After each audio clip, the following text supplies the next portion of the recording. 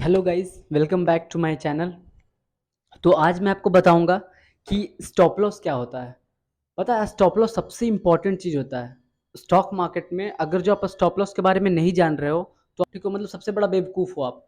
अगर जो आपको स्टॉप लॉस के बारे में आपको नहीं पता है। स्टॉप लॉस एक ऐसा मतलब पॉइंट है और एक ऐसा मतलब आप माइंडसेट रखो, इस माइंडसेट समझो इसको कि अगर जो आपके पास अगर जो स्टॉप लॉस नहीं होगा ना, अगर जो आप स्टॉप लॉस लेके नहीं कर रहे हो ना ट्रेड, तो आप बहुत जल्दी रोड पे आ जाओगे।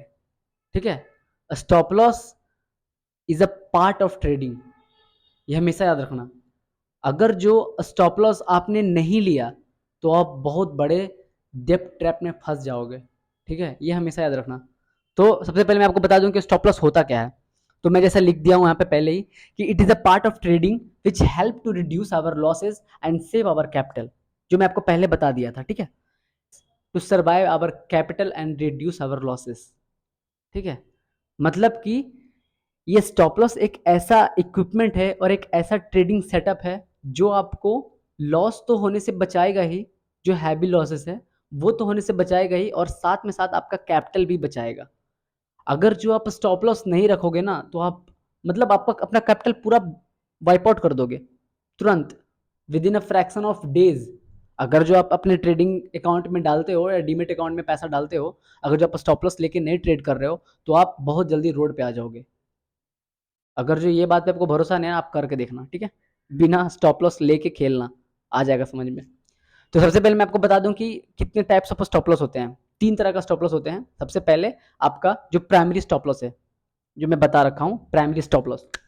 प्राइमरी स्टॉप लॉस में पता है क्या होता है कि जो नॉर्मल स्टॉप लॉस होता है, अगर जो आप कोई भी स्टॉक्स खरीदें, ठीक है, कोई भी स्टॉक्स खरीदें 90 रुपया पे, ठीक है, और आप स्टॉप लॉस जो लगाएं जो प्राइमरी स्टॉप लॉस है, ठीक है, जो रिस्क रिवार्ड आपको मैं बताऊंगा आगे। ठीक है, जो प्राइमरी स्टॉप लॉस है वो आप 10 रुपए का रिस्क लिए कि अगर जो मार्केट 90 रुपया से 10 रुपया नीचे आएगा तो मैं इसको, ये अपने आप स्क्वायर अप हो जाएगा, अपने आप बिक जाएगा। तो ये आपको समझ में आ गया कि हाँ भाई, 90 रुपये पे मैं इसको खरीदा हूँ और ये 80 रुपये पे जाएगा तो ये ऑटोमेटिक स्क्वायर ऑफ हो जाएगा, ऑटोमेटिक ये एसएल मेरा हिट हो जाएगा और मैं निकल जाऊंगा मार्केट से। ठीक है, आप ये भी सोचना कि आप तो 80 रुपये पे लगा दिए, ठीक है, लेकिन आपको ये पता है कि 80 रुपये के बाद ये 50 रुपये भी जा सकता है। लेकिन जब 50 रुपये पे जाएगा ना तो आपका कैपिटल बच जाएगा, ये हमेशा याद रखना। ये जो 10 रुपये आपका गया ये मायने नहीं रखता। अगर जो आपका 40 रुपये चला जाएगा ना वो मायने रखता है। ठीक है, तो इसीलिए ये प्राइमरी स्टॉप लॉस हमारा होता है जो सबको ही लगाते हैं। दूसरा जो होता है हमारा ब्रेक इवन स्टॉप लॉस। अगर जो कोई आप ट्रेड लिए, ठीक है, आप 90 रुपये पे कोई स्टॉक्स खरीदें आप, और आप जो ट्रेड लिए हैं वो आप ट्रेड ले लिए, ठीक है, तो ट्रेड लिए तो ये 90 रुपया पे है, आप इसका स्टॉप लॉस लगाएं 80 रुपया। ठीक है, तो जब 80 रुपये पे आप स्टॉप लॉस लगाए हैं और आपका ये जो आपका प्राइस है वो आपका 110 चला गया, ठीक है, तो आप क्या करेंगे कि इस स्टॉप लॉस जो 10 रुपया का जो आप स्टॉप लॉस देने वाले थे, वो स्टॉप लॉस को घटा करके आप 90 रुपया पे ले आएंगे। ठीक है, क्योंकि मार्केट आपके फेवर में चला गया है ऑलरेडी। मार्केट आपको 110 रुपया दे दिया है, मतलब आपको 20 रुपया का प्रॉफिट मार्केट ऑलरेडी दे चुका है। तो आपको अगर जो ये 10 रुपया आप इसको आगे कर लोगे, मतलब 90 रुपया पे अपना स्टॉप लॉस ले आओगे, तो ये हो गया आपका ब्रेक इवन स्टॉप लॉस, मतलब ना प्रॉफिट ना लॉस।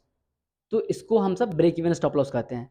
ये ज्यादातर आपको तब करना होता है जब आपके फेवर में मार्केट चला गया, और जब आप फेवर में आपके मार्केट जाने के बाद 10-20 पॉइंट आपके ऊपर ही वो ट्रेवल कर रहा है, मतलब ऊपर नीचे कर रहा है लेकिन वो 10-20 पॉइंट के ऊपर ही कर रहा है, तब आपको ये ठीक लगेगा। मतलब ये तब आपको अच्छा रहेगा कि आप ये लगा दोगे, तो फिर आपको अगर जो मार्केट नीचे गिरा भी तो आपको लॉस नहीं होगा, 1 रुपया का भी नहीं। ठीक है, तो ये हमारा हुआ ब्रेक इवन। हमारा प्राइमरी समझ गए आप, ब्रेक इवन समझ गए। अब तीसरा ट्रेलिंग।